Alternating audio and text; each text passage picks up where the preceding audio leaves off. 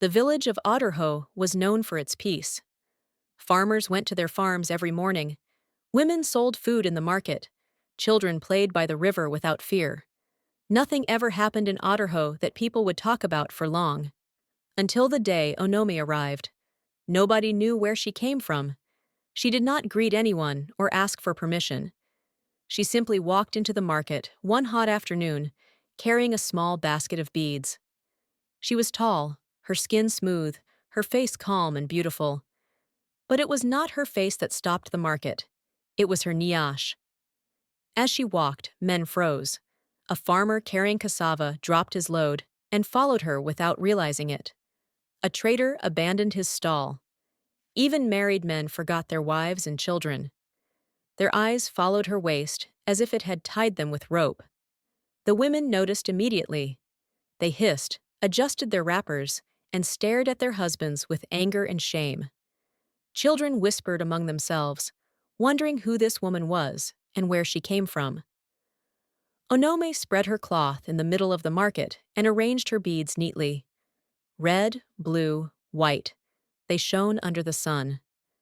Then she spoke in a soft, gentle voice. Beads for wrist, beads for waist. Buy one, wear beauty.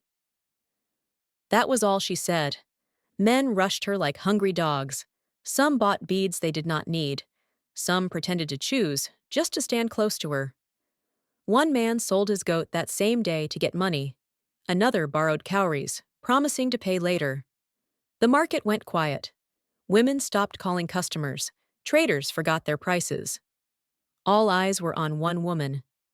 Only Mama Iyabo, the village herbalist, was not impressed. She sat at the corner of the market, watching everything. After a long while, she spat on the ground and shook her head. This beauty is not ordinary, she said quietly. That nyash is a curse. If these men are not careful, it will destroy this village. The men laughed at her. They said she was jealous. They said old age had made her bitter. Mama Iyabo said nothing more. That evening, as the sun went down, a gnome packed her beads and walked toward the forest path. Men followed her with their eyes until she disappeared. Two men quarreled, each claiming she smiled at him more. That night, Otorho did not sleep. Husbands turned restlessly beside their wives. Young men boasted about winning her. Women lay awake, their hearts heavy with fear. Nobody asked where Onomi came from. Nobody cared. All they saw was desire. Far from the village, under the moonlight, Onome walked alone to the river. As she walked, her shadow stretched strangely on the ground. It twisted and moved in a way that did not look human. The days that followed were worse. Men abandoned their farms. Hunters stopped setting traps. From morning till night, the market was filled with men who had nothing to sell and nothing to buy, except Onome's attention. Even chiefs joined the madness. They sent goats, palm oil, and cowries to her small hut at the edge of the village. Onome accepted everything with the same calm smile. Only Mama Iyabo watched and shook her head. This village will cry, she whispered.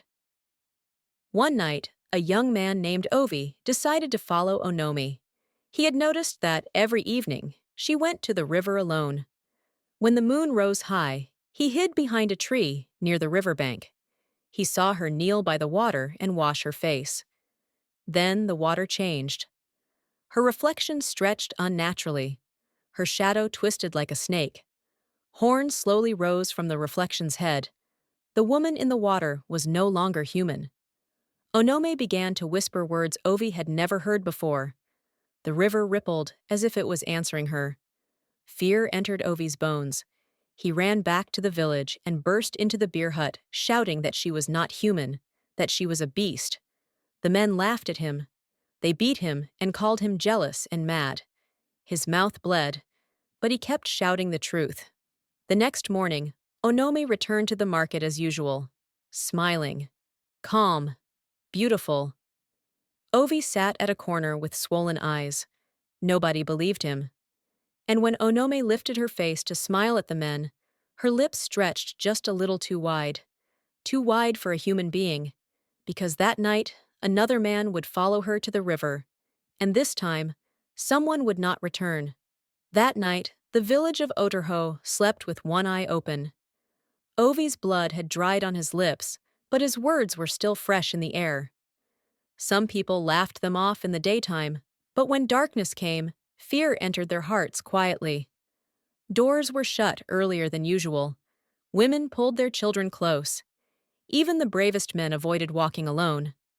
Still, desire is stubborn. One man did not listen. His name was Ife. Ife was young, strong, and proud. He had watched men disgrace themselves over Onome, and in his foolish heart, he believed he was smarter than the rest. He told himself that Ovi was weak, that fear had entered his head, that a beautiful woman was just a woman. That evening, when Onome left the market and walked toward the forest path, Eve followed her.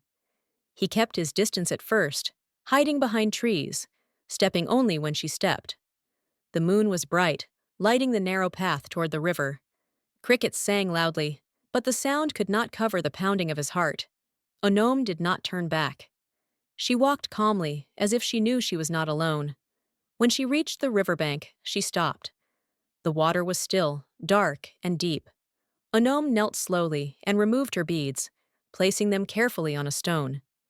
Eve hid behind a bush, holding his breath. Then she spoke.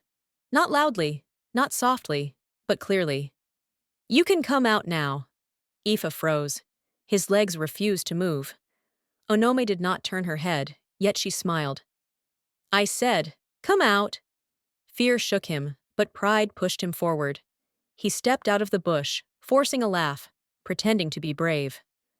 I only came to greet you, he said. Onome stood up slowly. Under the moonlight, she looked even more beautiful. Her skin glowed. Her waist was still full and tempting. For a moment, Aoife felt foolish for being afraid. Then he noticed her eyes. They were darker than before, deeper, watching him in a way that made his chest tighten. You men are all the same, Onome said calmly. You follow what you want, even when it will destroy you. Eve opened his mouth to speak, but no words came out. Onome stepped closer. The river behind her began to ripple, though there was no wind. You like my Nyash, she continued. You fight for it. You abandon your homes for it. She smiled. Tonight, you will have it. Before Eve could run, her shadow rose behind her. It was no longer the shape of a woman. Bones cracked loudly, her body stretched, her back bent in an unnatural way. Her mouth opened wider and wider, until Eve saw teeth that were not meant for chewing food. He screamed. The sound cut through the night like a knife. In the village, dogs began to bark. People woke up suddenly, their hearts racing. Mama Iyabo sat upright in her hut, sweat covering her face. It has begun, she whispered.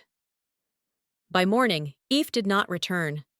The riverbank was quiet, but there were marks in the sand, deep drag marks leading into the water. One of his sandals floated gently near the shore. The village gathered. Women cried, men argued. Some said Eve had run away. Some said wild animals took him. But Mama Iyabo said nothing. She went to the river alone and stared into the water for a long time. When she returned, her face was hard. This is no longer a warning, she said. This is a curse feeding. Fear finally entered Oterho fully. Men stopped boasting. Husbands held their wives tighter. Mothers refused to let their sons go out at night. Onome stopped coming to the market, but that did not bring peace. Because at night, something moved. People heard footsteps near their huts. They heard whispers by the river. Some swore they saw a shadow with horns standing under the moon. Then, on the 7th night after Eve disappeared, Onome returned. She walked into the market like nothing had happened, smiling. Her nyash still swayed. Her beauty still blinded. But this time, people stepped back. Mama Iyabo stood up and pointed at her. You have taken blood, the old woman said, and blood never comes alone. Onome turned slowly. Her smile did not reach her eyes. Old woman, she replied. You should have stopped them earlier. The wind suddenly blew through the market, scattering dust and beads across the ground. For a brief moment, just one heartbeat, everyone saw it. Not a woman. A beast standing inside her skin. Then it was gone. Onome picked up her beads calmly and walked away. That night, the elders gathered secretly, because Mama Iyabo had finally spoken the words they feared most. She is not done feeding, and before the next full moon, she would choose again. By the time the next full moon began to rise, fear had settled permanently in Oterho. The laughter that once filled the village was gone. Men no longer gathered at night to drink palm wine. Women no longer allowed their daughters to walk alone. Even the children stopped playing by the river, as if the water itself had learned how to bite. Eve's name was no longer spoken loudly. People mentioned it in whispers, like saying it too clearly would invite the same fate. Onome did not return to the market again, but her presence was everywhere. Goats were found dead in the morning, their bodies untouched, their eyes wide open. Chickens disappeared from coops without a sound.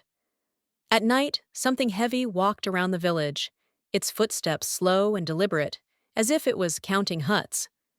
Mama Iyabo slept with her charms close to her chest. She knew the truth now. This was not just a wandering spirit. This was something old, something hungry. On the third night after the full moon, the elders called a secret meeting. They gathered under the oldest iroko tree, far from curious ears. Faces that once carried authority now carried fear. Even the chief's voice shook when he spoke.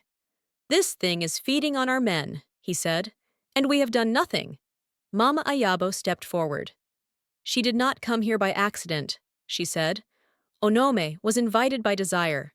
Every man that chased her called her spirit closer. Now she is rooted." The elders argued. Some wanted to chase her away. Some wanted to burn her hut. Others feared that any wrong move would bring more death.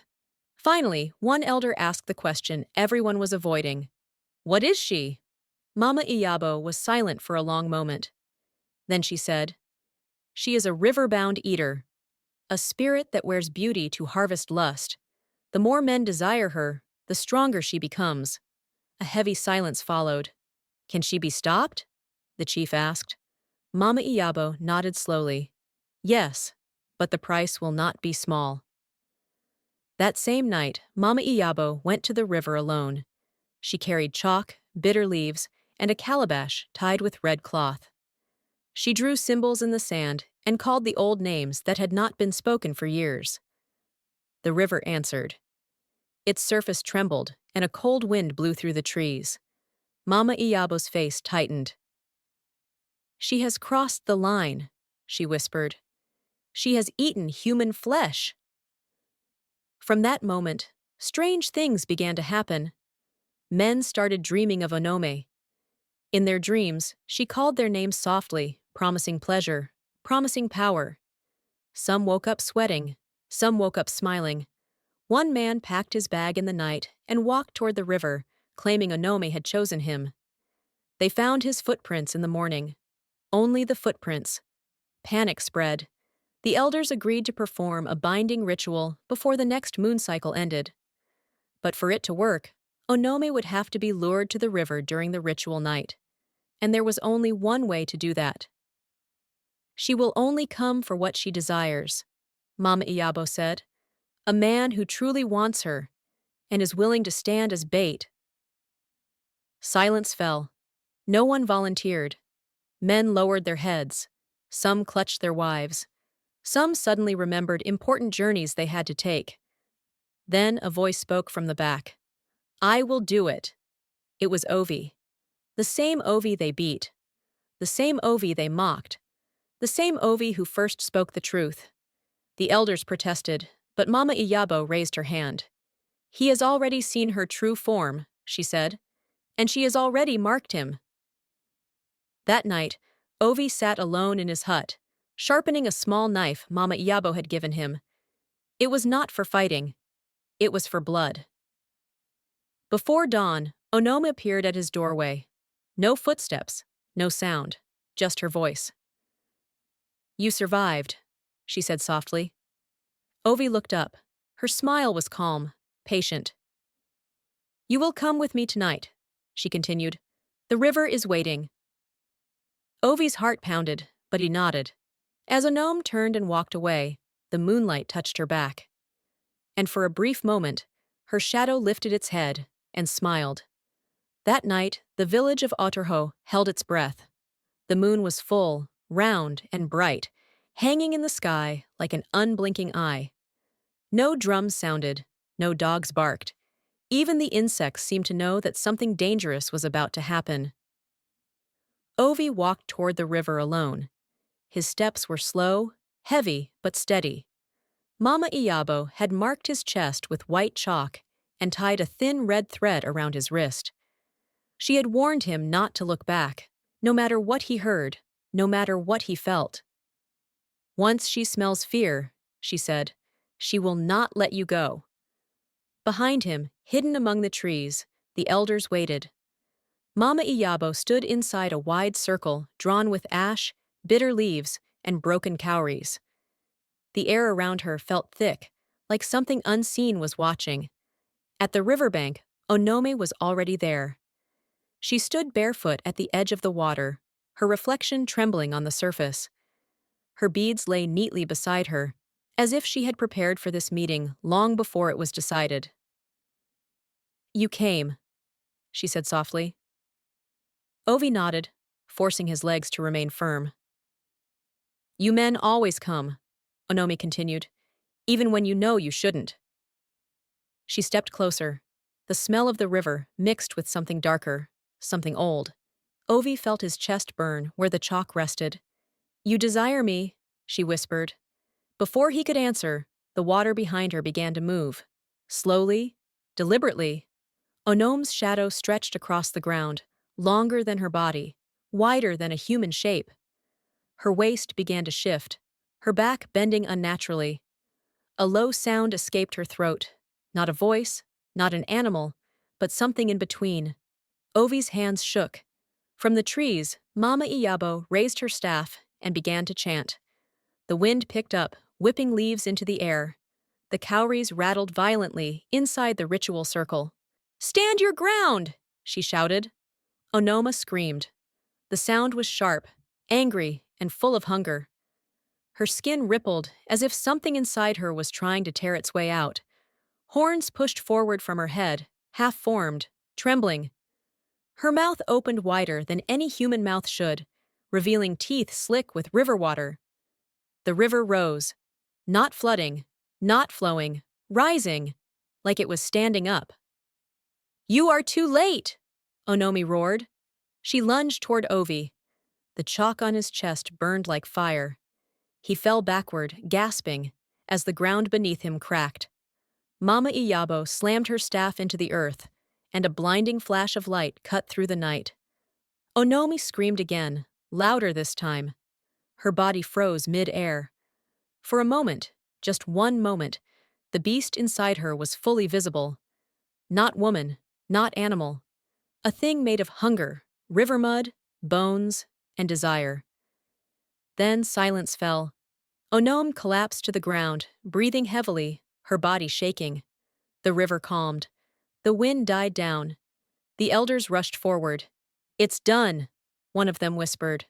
Mama Iyabo did not answer. She stared at Onome's still body, her face tight with fear. "No," she said quietly. "It's not done." Slowly, Onome smiled. Her eyes opened. Not dark, not human, red. "The binding only stopped me," she said calmly. "It did not kill me." The ground began to tremble again. From the river, something answered her call, a deep rumbling sound, as if something massive was waking beneath the water. Mama Iyabo staggered back. "This spirit is not alone," she whispered. And as the river began to split open, Onome stood up, stronger, hungry, and laughing. The ground shook as if the earth itself was afraid. The river behind Onome began to open slowly, not like water being pushed aside, but like a mouth spreading open. Dark water rolled and churned, releasing a smell that was old and rotten, like bones that had slept for too long beneath mud. The elders staggered backward. Some fell to their knees. Others began to pray loudly, calling on ancestors they had ignored for years. Ovi could not move. His body felt heavy, as if invisible hands were pressing him into the earth. His eyes were locked on Onome, who now stood taller than before, her shadow no longer obeying her body. "You see now," she said calmly. "You thought I came alone?" From the river, something shifted. A massive shape moved beneath the surface. The water bulged and rolled, as if a giant breath was rising from below. Two glowing eyes opened in the darkness, watching the village with patience. Mama Iyabo dropped her staff. "This is worse than I feared," she whispered. "She is not the curse.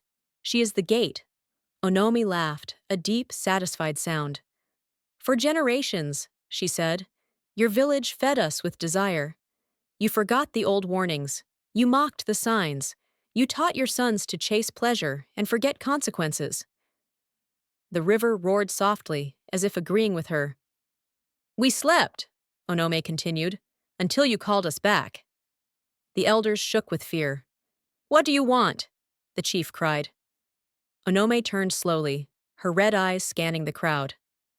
"A balance," she replied. "A life for every hunger you fed." She looked at Ovi. "You were brave enough to see me," she said. "Brave enough to come here." She stepped closer. "And brave enough to be chosen." Mama Iyabo screamed, "No!" She rushed forward, cutting her palm with a sharp stone and flinging blood into the ritual circle. The symbols glowed faintly, fighting to hold their shape. "Listen to me, spirit!" Mama Iyabo shouted. "Take me instead." Onome paused.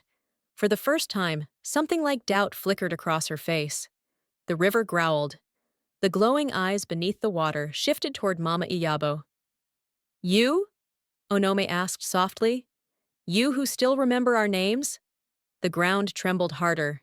Trees shook violently. Cracks spread across the riverbank. Ovi suddenly felt his body lighten. The red thread around his wrist snapped. Mama Iyabo turned to him and shouted, "Run!" He hesitated. Then the river exploded upward. A massive arm, thick with mud, bones, and tangled roots, rose from the water, reaching for the ritual circle. The elders scattered in panic. Screams filled the night. Onome's body began to change again, her skin splitting slightly as the thing beneath the river pulled at her like a leash. "Mama Iyabo!" Ovi shouted. She stood her ground, chanting louder, blood dripping from her hand. "Go!" she screamed back. "If you stay, this village will end tonight." Ovi turned and ran. Behind him, the river screamed. The earth cracked open. And Mama Iyabo's chant was suddenly cut short. By silence, Ovi stopped running. Slowly, he turned around. And what he saw by the river made his blood run cold. Ovi's legs trembled as he turned back toward the river. What stood there was no longer the riverbank he knew. The ground had split open, forming deep cracks that glowed faintly from within, as if the earth itself was bleeding light. The water had pulled back, leaving thick black mud swirling like it was alive. And in the middle of it all stood Onome. She was no longer fully woman. Her body had stretched taller, her waist wider, her limbs longer than nature allowed. Parts of her skin shimmered like wet scales, while other parts looked human enough to confuse the eye. Her shadow no longer touched the ground. It hovered, wide and horned, moving on its own. Beside her, or rather, behind her, was what had risen from the river. It was massive, not shaped like any single animal, but made of many things: roots, bones, mud, old skulls fused together. Its body seemed unfinished, as if it was still forming itself from whatever the river had swallowed over the years. Two glowing eyes burned inside its head, slow and ancient. Mama Iyabo lay at the edge of the ritual circle. She was alive. Barely. Her body was twisted unnaturally, her staff snapped in two beside her. Blood stained the sand, and the symbols she had drawn were breaking apart, fading one by one. Ovi tried to run to her. Onomi raised one finger. He froze. You cannot touch her, Onome said calmly. Not yet. The thing behind her let out a low, vibrating sound that shook Ovi's chest. The air became heavy, pressing against his lungs. You wanted to save your village, Onomi continued, but villages like yours were built on forgetting. She gestured toward the elders, who now stood far back, watching in horror. They forgot the pact. They forgot what the river demanded in exchange for peace. The creature shifted forward, dragging part of itself onto land. The mud beneath it smoked slightly, as if the earth rejected it. Mama Iabo coughed weakly. Do not listen to her, she whispered. She lies between truths. Onomi smiled. Old woman, she said, you trained them to fear spirits, but you never trained them to control desire. She turned back to Ovi. You think this ends tonight? She asked softly. This is only the opening. The creature suddenly lowered its head toward Mama Iabo. Ovi screamed, Take me instead! The words burst from his mouth before he could stop them. Onomi paused. Slowly, she looked at him. For a long moment, the night stood still. Then she laughed. You offer yourself freely? She asked. That is rare. The creature hesitated, its glowing eyes flickering between Ovi and Mama Iabo. Mama Iabo opened her eyes wide. Do not do it, she said weakly. Your blood carries something they want. Ovi felt a strange heat rise in his chest. What do you mean? He asked. Onomi's smile faded slightly. You don't know? She murmured. Then this is even sweeter. She stepped closer to him. The river has already tasted your line, she said. Your father crossed it. Your blood is not clean of us. Ovi's heart stopped. My father is dead, he whispered. Onome leaned close, her breath cold against his ear. Is he? The creature roared suddenly, louder than thunder. The river surged violently, reclaiming the land it had released.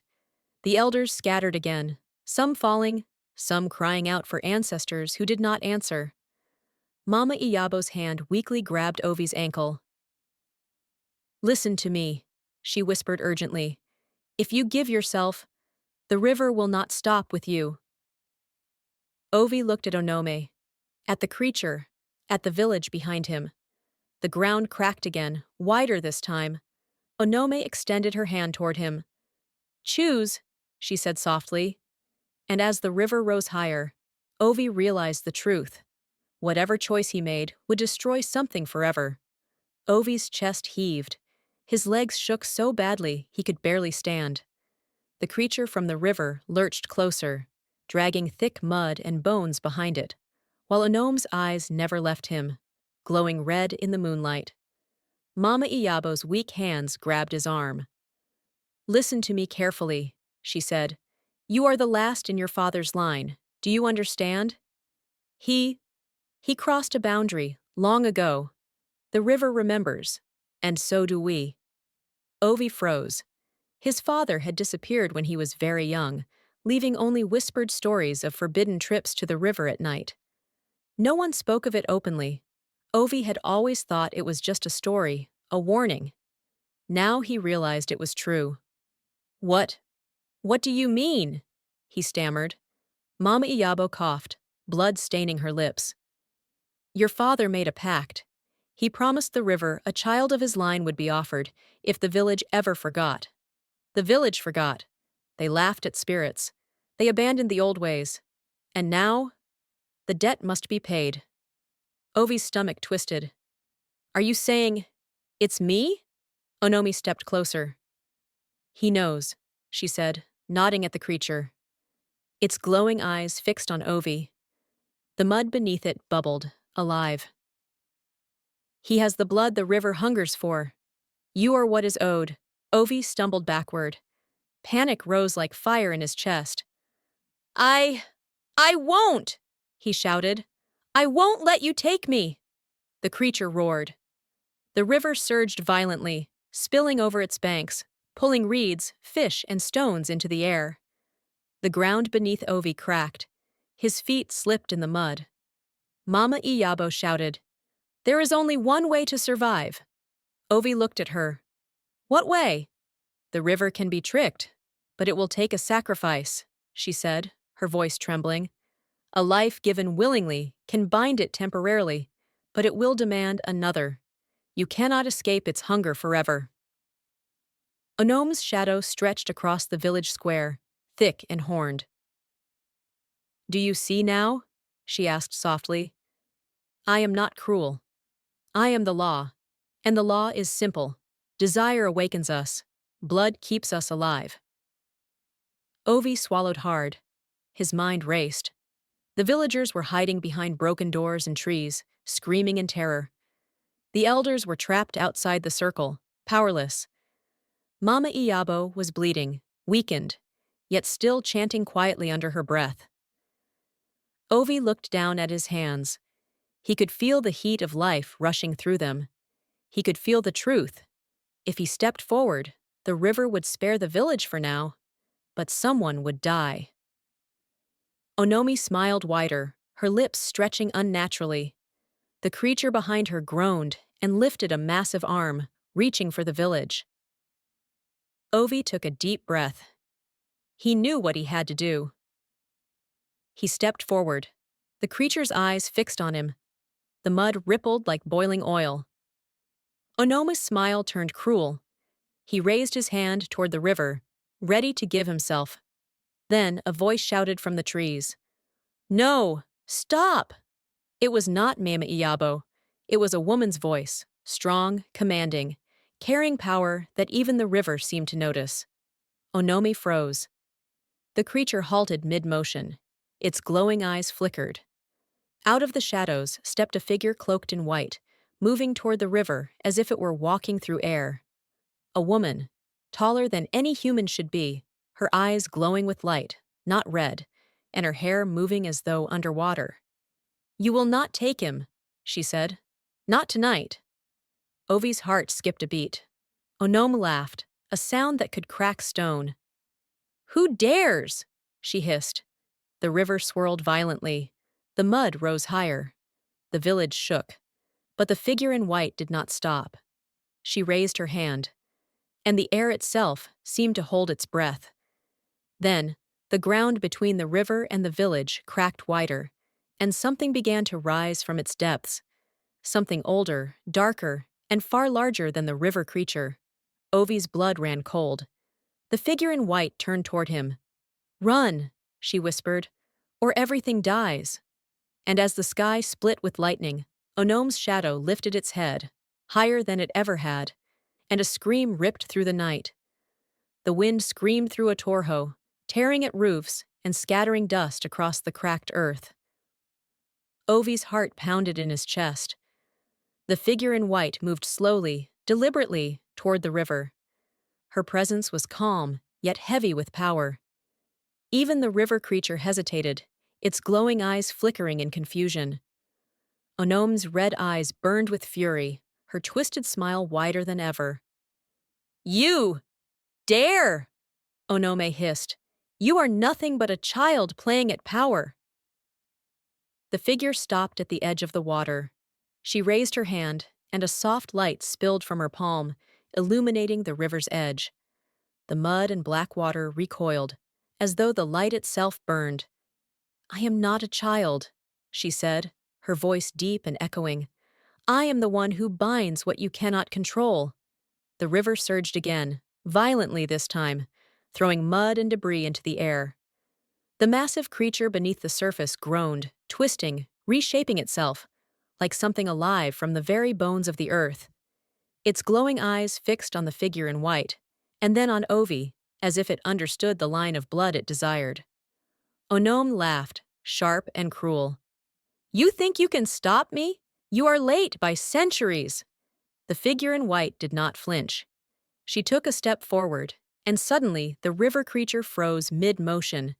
Its arm, massive and dripping with mud, hung in the air.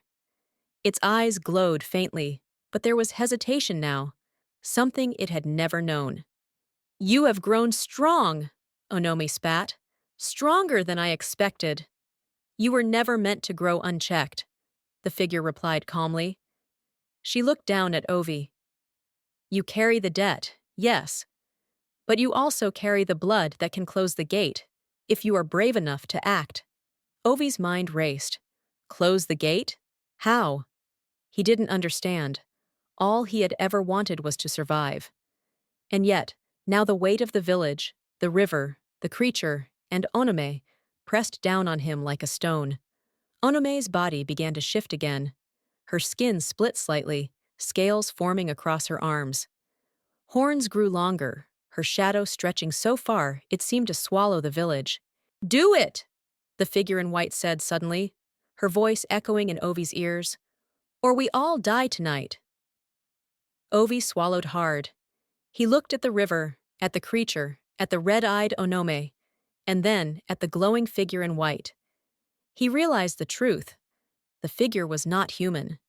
She was older than the village, older than the river itself, bound to keep the darkness in check. And she had chosen him. But the river creature did not wait. It surged upward, its massive arms swinging toward Ovi. Mud and water crashed around him. The elders screamed from the edge of the clearing. Ovi lunged forward instinctively, grasping the red thread Mama Ayabo had tied around his wrist. He could feel warmth pulsing through it, like a guide. He closed his eyes and concentrated. The figure in white raised both hands, chanting in a language older than words. The air thickened. The river hissed and pulled back slightly.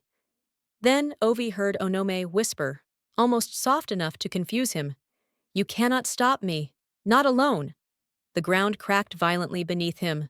The creature loomed over the ritual circle, ready to crush everything. The river spilled over, swallowing half the clearing. Ovi opened his eyes and saw the figure in white glowing brighter. Her light pierced the darkness. He felt a sudden surge of courage. He stepped forward, toward the creature, toward Onome. And then, without warning, the river exploded. Water, mud, and debris shot into the sky. The ground beneath Ovi gave way. He fell, screaming. The last thing he saw before being swallowed by darkness was Onome's red eyes, smiling wider than ever, and the figure in white, screaming something he could not hear over the roar of the river. Ovi fell into darkness, swallowed by the river's surge, mud and water pressing against him like the hands of 1,000 unseen creatures. He screamed, thrashing, but the current dragged him deeper. The roar of the river was deafening, drowning out everything. The village, Onomi, the chanting, even his own heartbeat. Then, suddenly, the current stopped. Ovi tumbled onto a slick surface, gasping for air. The world around him was no longer the riverbank, no longer a torho. It was dark, yet alive, shadows crawling over water, roots twisting like snakes, and a smell of earth and decay so thick it made his stomach turn. And there she was, Onomi, but not fully human, not yet fully the river's creature, either. Her eyes glowed red, wider than the moon, and her body was twisted with scales, horns, and shadows that moved independently, reaching out as if they had minds of their own. Her smile was too wide, too cruel. You made it, she said, her voice smooth and dripping with mockery. Brave! Or foolish! Ovi stumbled backward, trying to find footing. His legs were weak, trembling. I won't let you take the village, he shouted. Onome laughed, a sound that split the water and echoed through the dark space. The village is already mine. It belongs to desire, to hunger, to the river. You cannot stop what is already awakened. From the shadows, the massive creature rose fully. It was terrifying. Not human, not beast. Something older than memory, its body a fusion of river mud, bones, and countless unknown shapes. Its eyes burned like fire. It reached out, dragging the water with it, pulling Ovi closer. And then, a voice echoed across the darkness. You are not alone, Ovi. The figure in white appeared beside him, glowing brighter than the river's dark water. Her hands hovered over the air, weaving light into shapes that cut through the shadows. The river creature hesitated, hissing in frustration. Onome's laughter faltered. "You came," Onome whispered, her voice tinged with rage. "So this is your ally?" "She is the guardian," Ovi said, his voice shaking. She binds the river." Onome smiled wider, her red eyes glowing brighter. "A guardian? Pathetic! This river has waited centuries. You cannot bind it. You cannot stop it." The ground trembled. The river surged again, spilling over onto Ovi and the figure in white. He fell to his knees, struggling against the current, but the guardian reached out her hand. A warm, glowing light wrapped around him, steadying him, pulling him upright. "You have the blood," she whispered. "It's your choice. Use it." Ovi looked down at his hands. They pulsed with a strange warmth, something that seemed to belong to the river, and to him. He felt the connection, the power, the danger. One step, one motion, and he could strike. One mistake, and he would become another meal for the river. Onome's shadow stretched across the water, reaching for him. The river creature roared, raising its massive arms. The water churned, mud and debris flying everywhere. Ovi clenched his fists. His blood burned. He could feel the centuries of the river's hunger inside him, pulling, tempting, whispering. And then, with a sudden motion, Onome lunged toward him, her claws snapping, shadow limbs striking like lightning. The guardian raised her hands, sending a wave of light crashing into Onome. The force threw both Onome and the river creature back, but the water exploded around them. Ovi coughed, his vision blurred, his body shaking. He realized one terrible truth. This battle was not only for his life, it was for the village, for Mama Iyabo, for every soul in Oterho. And yet, even with the guardian's power, he felt something slipping. Something beneath the river, older and darker than Onome, stirring awake. Its eyes opened, two massive golden orbs glowing beneath the depths, watching him, waiting. Ovi's stomach dropped. He knew instantly the river was not just a river, and Onome was only the beginning. The guardian shouted, "Ovi, you must choose, now!" He looked at the glowing figure, then at the river, then at the red-eyed Onome. The ground cracked violently beneath his feet, and a voice deeper than the river itself whispered through his mind, "You are mine, and you always were."